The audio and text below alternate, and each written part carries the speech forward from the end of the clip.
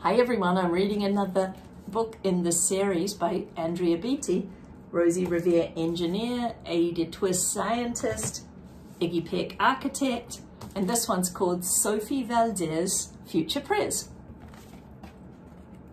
Sofia was a baby who got things done helping her family before she turned 1.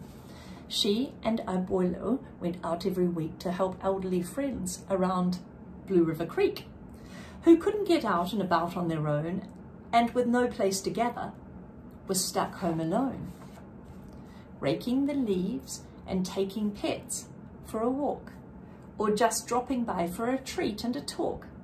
Sofia Valdez did as much as she could for her family and friends and her whole neighborhood.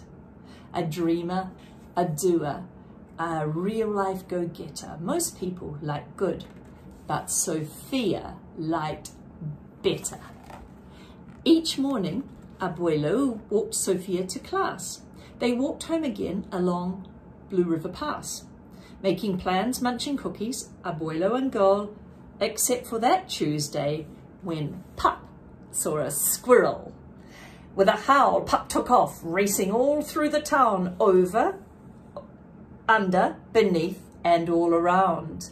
Sofia scrambled to try to keep up with the hollering man and the bellowing Pup. Up Squirrel ran to the top of a hill, made of leftover junk for the local landfill. They reached the top of the mountain of trash, which jiggled and broke with an ear-splitting crash. Down they all tumbled and hit with a thud, and a mouldy old pumpkin surrounded by mud.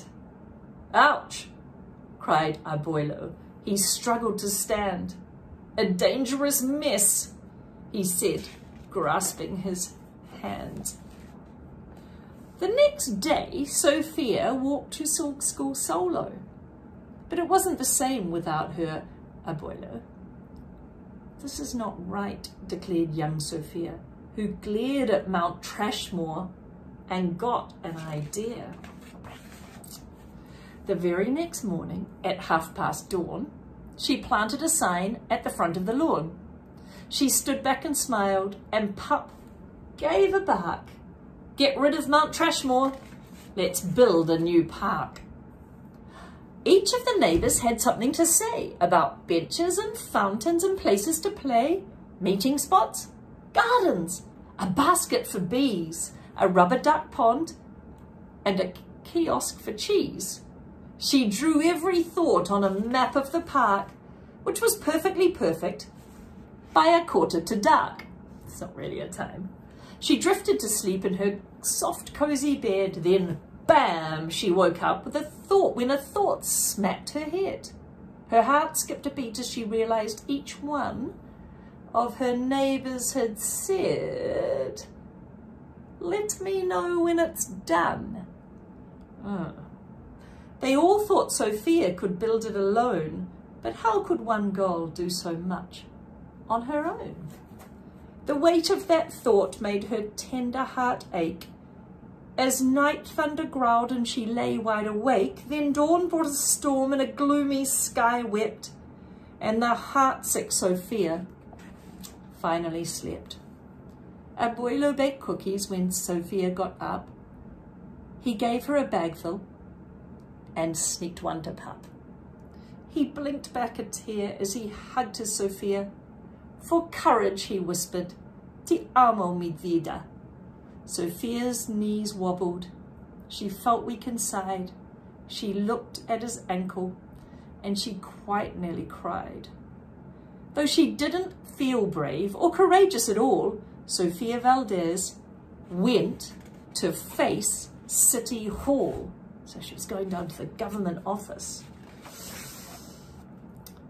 The mayor's office sent her to room 401, the Blue River Creek Department of Fun, which sent her downstairs to room 302, the Office of Duck Ponds and Cool Things to Do, to the Office of Monkeys, the Department of Cheese, the Division of Fountains and Meetings and Bees, then down to the basement, so musty and cramped, where all the town's papers were sorted and stamped.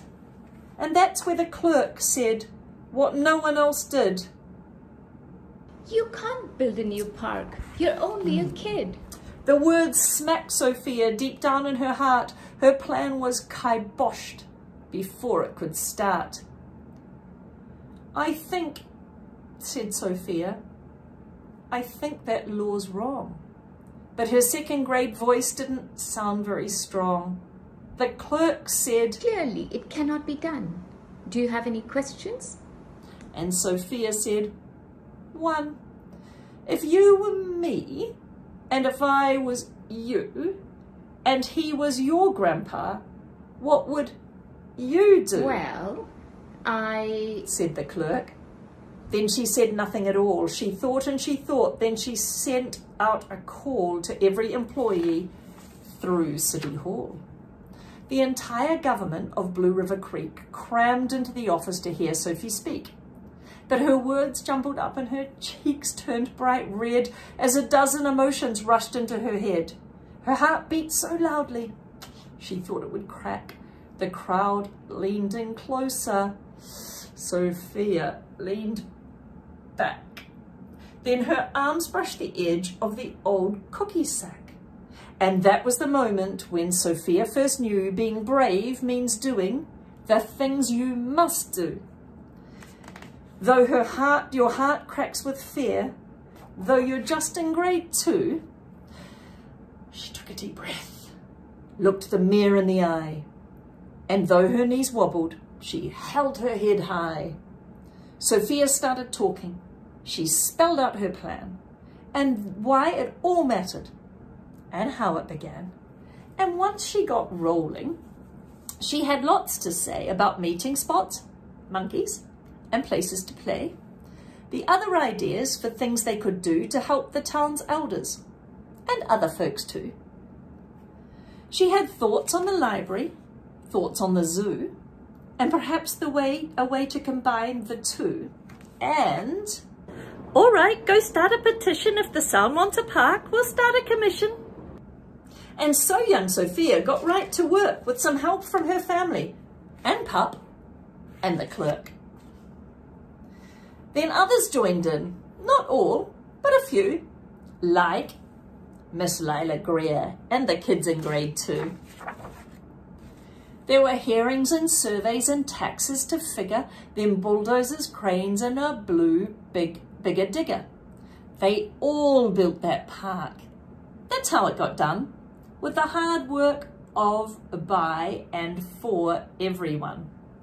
But it began with a dream of one person, just one, who laced up her shoes, then led the way to help Blue River Creek get a new place to play. Now every evening, till long after dark, the town comes together at Citizens Park. They all hold this truth to be self-evident, that Sofia Valdez could grow up to be president. Until then, Sofia, that real-life go-getter, helps Blue River Creek get better and better. It's a very clear message in this book, isn't it? One person with one idea can make a difference. Please don't sit there saying, but not me, I can't make a difference. There's more in you than you think.